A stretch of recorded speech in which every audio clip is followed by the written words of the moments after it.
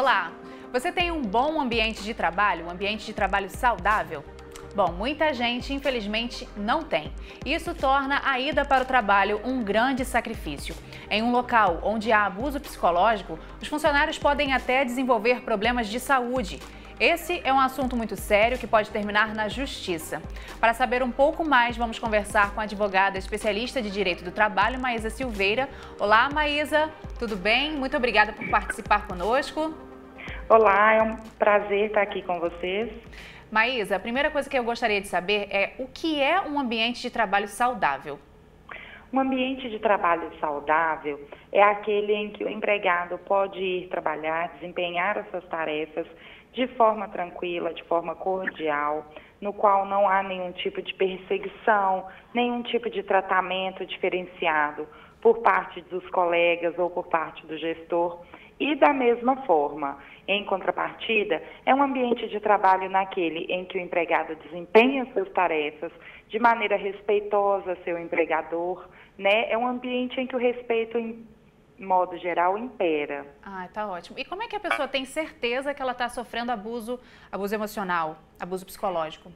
Olha, o principal catalisador do abuso psicológico é o tratamento pontual, é o tratamento direcionado, o tratamento diferenciado, direcionado àquele funcionário.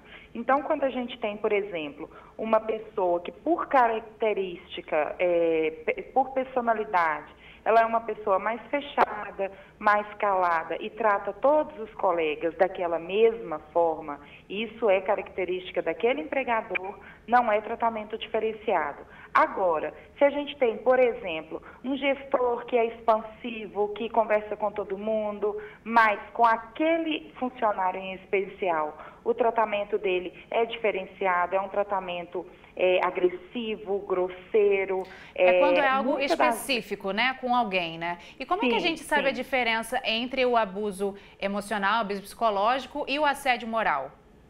Bom, na verdade, os dois, eles andam paralelamente juntos.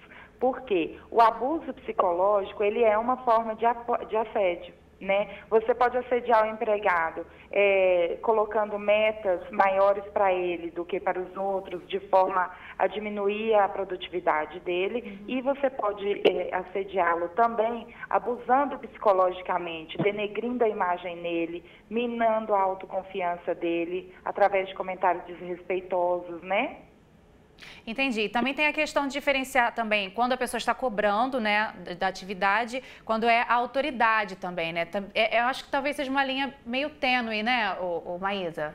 Sim, porque a cobrança, ela faz parte do direito, na justiça a gente chama de direito potestativo do empregador. A cobrança, ela faz parte do dever, inclusive, do empregador de cobrar dos funcionários o bom andamento do trabalho, o resultado, enfim, o empregado tem que entregar aquilo que foi proposto no trabalho dele. Só que a partir do momento em que essa cobrança se torna uma coisa violenta psicologicamente, agressiva, com ameaças constantes de demissão, com às vezes palavras de baixo calão, com comentários maldosos, do exemplo, olha, lá na rua tá cheio de gente querendo estar aqui no seu lugar. Isso aí se torna um assédio. Entendi. E também tem a questão de, eu gostaria de saber, na verdade, se existe assédio psicológico entre, só existe assédio psicológico, na verdade, do chefe para o empregado? Ou pode existir também entre os colaboradores, entre os empregados?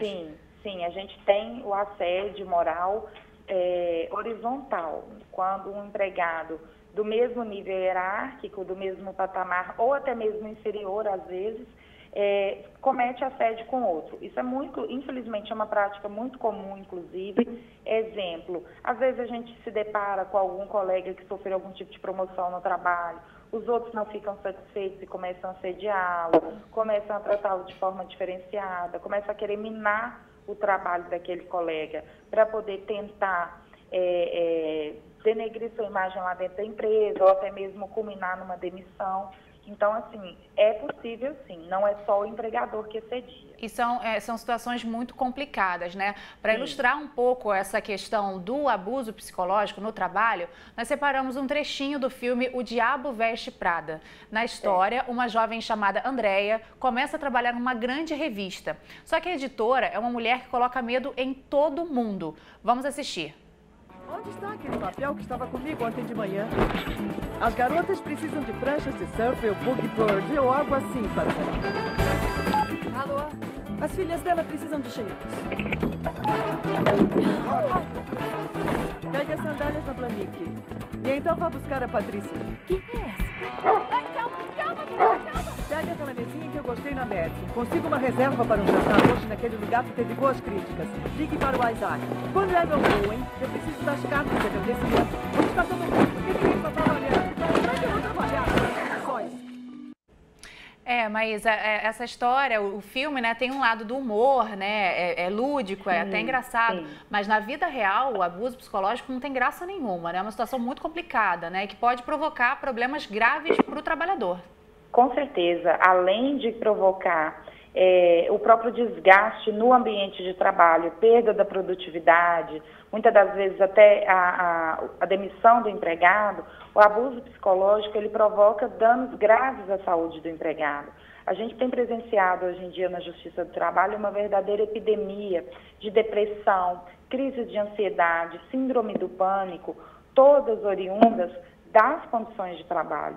Então, assim, o abuso, a longo prazo, ele vai adoecendo o empregado, né? E se torna algo patológico, algo sério, que depois, às vezes, ele vai acompanhar as sequelas disso pelo resto da vida. Porque uma depressão não tem cura, ela só tem tratamento, né? Então, o empregado vai ter que presenciar, vai ter que acompanhar isso pro resto da sua vida, muitas das vezes. Maísa, no caso da pessoa perceber que ela está sofrendo abuso psicológico, o que ela deve fazer?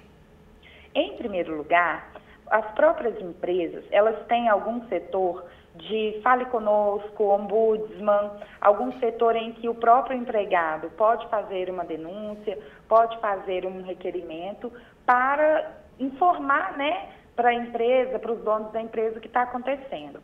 Agora, se esse requerimento interno não é satisfeito, infelizmente o empregado tem que procurar a via judicial.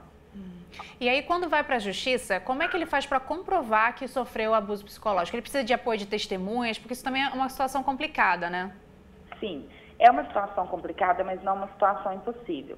Porque, geralmente, o abuso psicológico ele não é feito de forma sigilosa.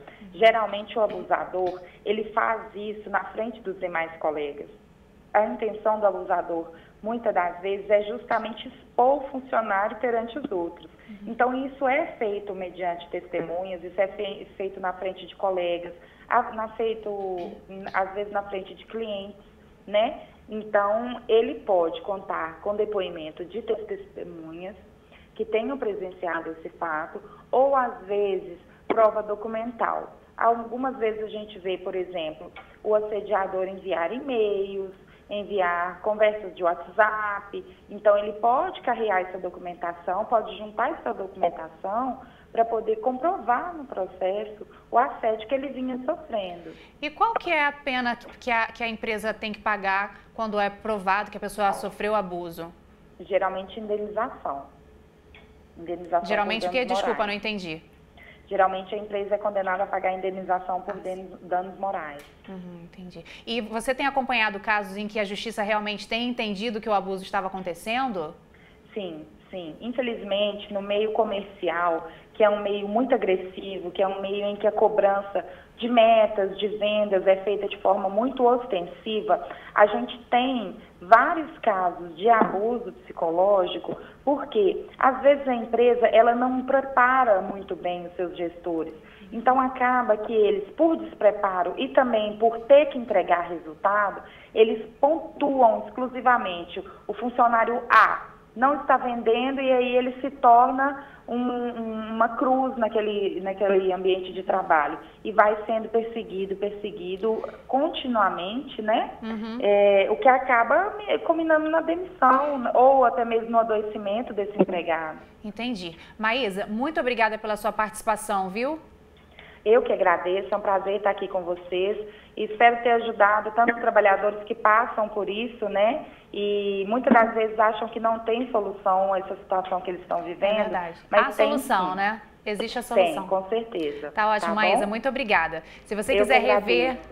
Se você quiser rever essa e outras entrevistas ou até compartilhar nas suas redes sociais, é só acessar o futuraplay.org. Até a próxima!